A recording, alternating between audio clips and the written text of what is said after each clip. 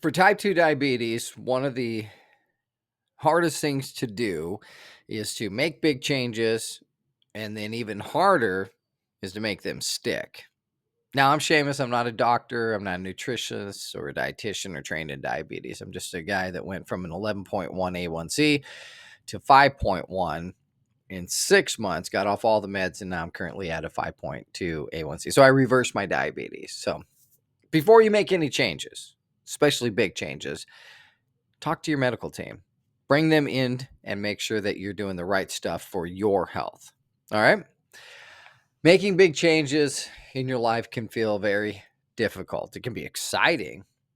But a lot of times when you come up with a big change, you're like, oh man, I really want to do this. And you immediately start thinking about, yeah, but how hard is that going to be? With type 2 diabetes, more than likely you're going to have to make some big changes because you did things, you ate things, you didn't work out, you did all these bad things that caused you to get the type 2 diabetes. But making big changes in your life can be very difficult. First off, you have to identify the why. There has to be a why behind it, right? There has to be a little floaty. There has to be a reason for making the big change that you believe in, right? Why do you want to make the change? What is the outcome you need to happen? Are you willing to make all the sacrifices necessary to achieve the change? And that is a lot. It's a lot for a lot of people. It was a lot for me. Um, but the first thing you can do is just take a little bit of time, right? So when you find out, when you first get diagnosed with type 2 diabetes, if you're an idiot like me and don't go to the doctor for 5 years, right? I didn't go to the doctor for 5 years. I blamed COVID. I did get, COVID shots and all that kind of fun stuff. But I didn't have my A1C checked. I wasn't keeping up on it. I finally didn't, I just felt terrible. So I went into the doctor and found out that I had type 2 diabetes. If I had been going to the doctor regularly, I would have found out that I was pre-diabetic, could have made some really quick changes. And well, you wouldn't be listening to me today because I would have just been a pre-diabetic. That reverse that. And that's easier. Type 2 diabetes, to reverse it is a lot harder, but, the things that you did before are the reasons that you're probably here today. So, first step is take a little bit of time. It took you a long time to get here. Before you make some big changes, some big statements that I'm going to do this, take a little bit of time. Not a ton of time, but a little bit of time. Think about that change that you want to make. Is it committed to being someone who exercises regularly, right? For me, that was a big thing, right? I wanted people to know that I work out and I wanted to be known as a runner. And those things make me happy, right? So that was a big thing for me. Is it eating a healthy diet? Is one of your big changes.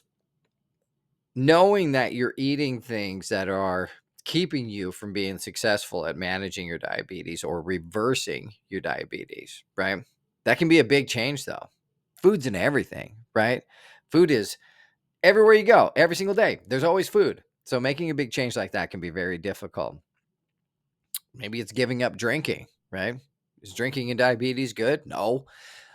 That's a very tough one. A lot of people need a lot of help to give up the drinking one. I gave up drinking in 2009 because I was sick of being hungover and I just made bad choices when it came to food and exercise stuff like that. So that's why I gave it up. But maybe one of your big changes is eliminating stress, getting good sleep, real sleep.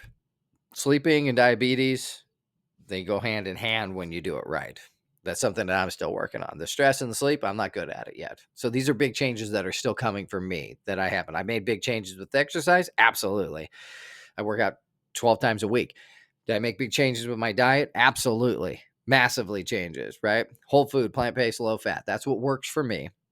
And I am very compliant in that. But that was a big change. But for me, it's always been and always will be more likely about the end, right?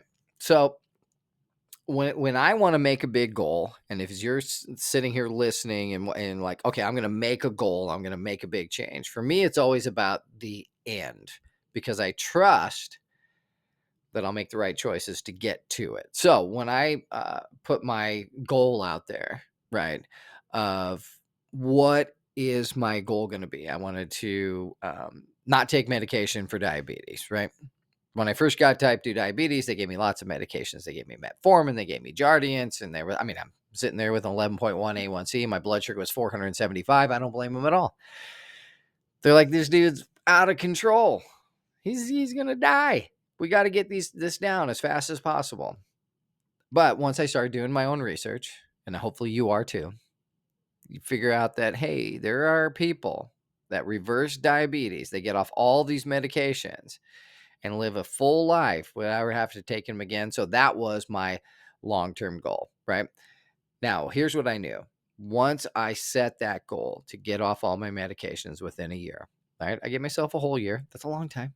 Get myself a whole year. But once I set that as the goal, I knew that all the actions I was going to be taking would then lead me to achieving that goal, right? I didn't know how, but I knew I would get there. So for me, when I make a big change, I'm like, okay, here's a big change.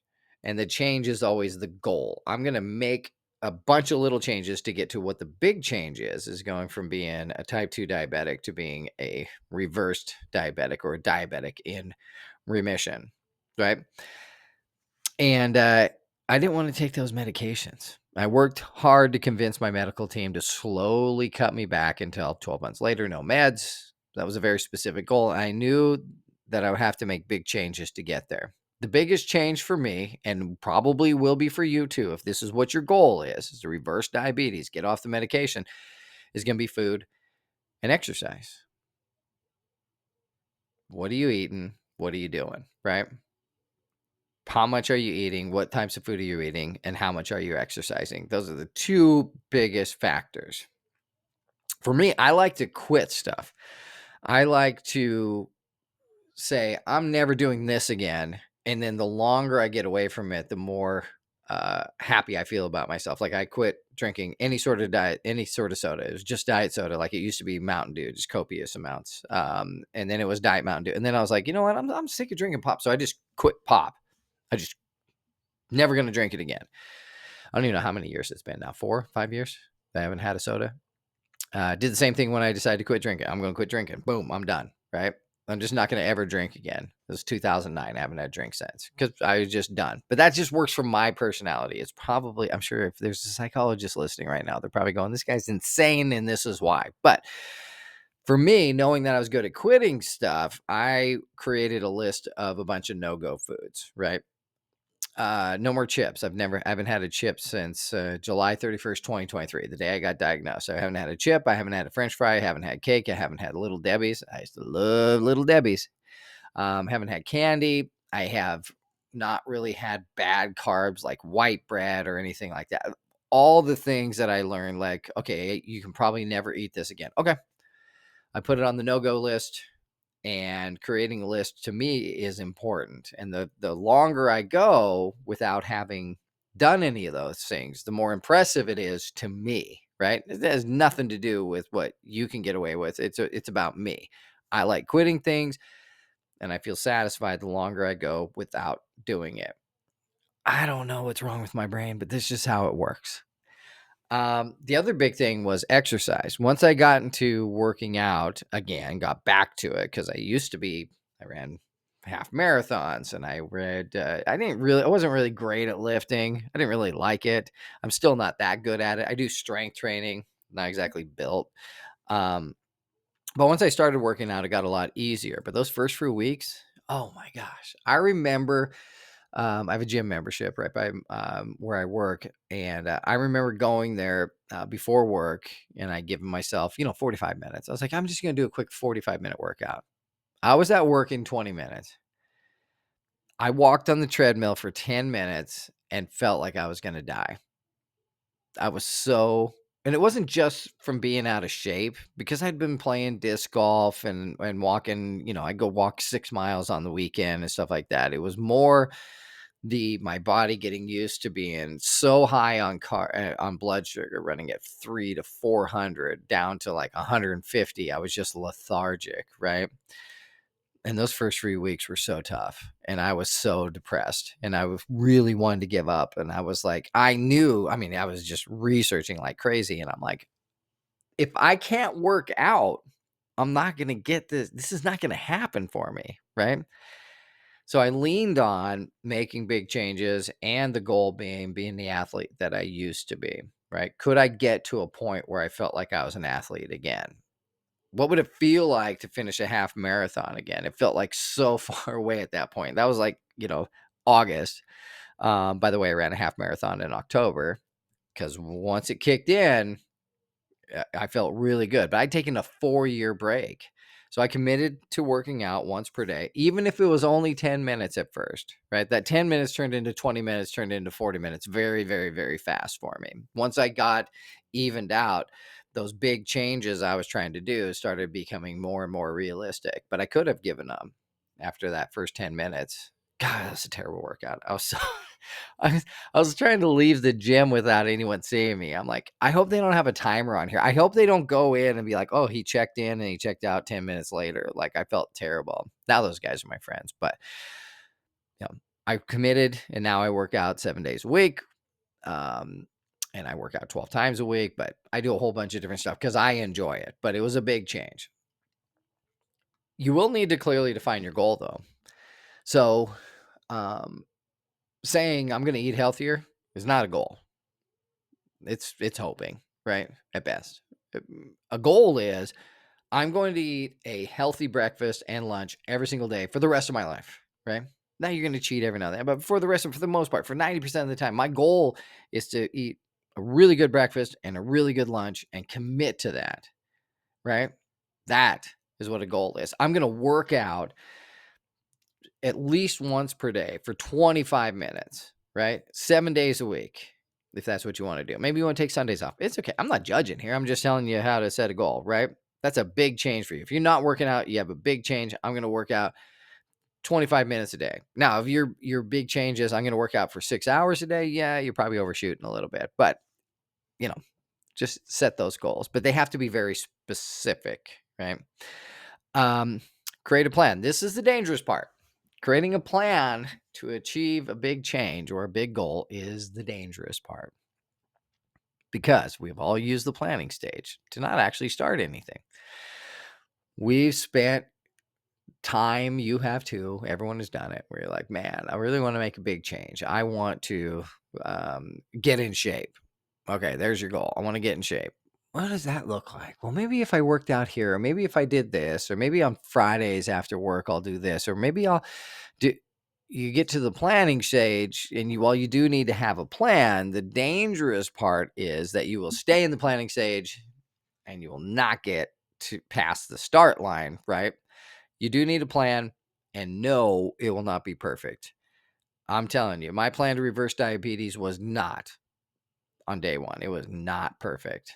If you'd have told me on day one, right, that I would need to work out 12 times per week, I would need to use intermittent fasting and eat a whole food plant-based diet while tracking everything using a CGM. Say, there's your plan.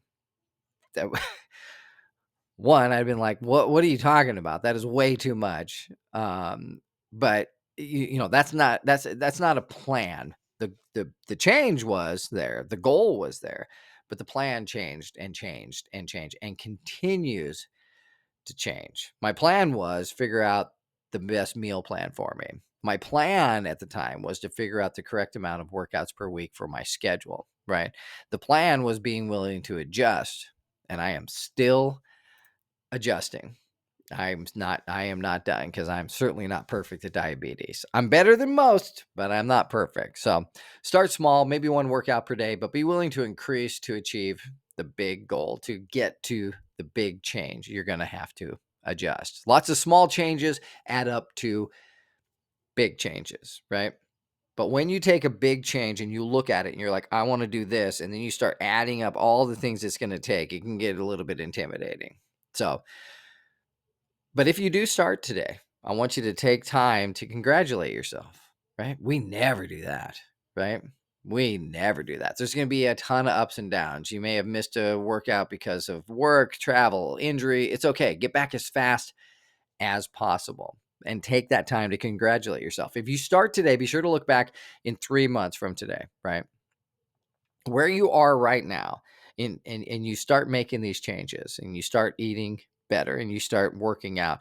And in 3 months from now, look back and go, wow, I made some changes. In 6 months from now, look back and see if you don't feel different. And a year from now, right? Or however long it takes you to get to that big change, realize the work that you've done. It's hard, it takes time, but it is 100% worth it.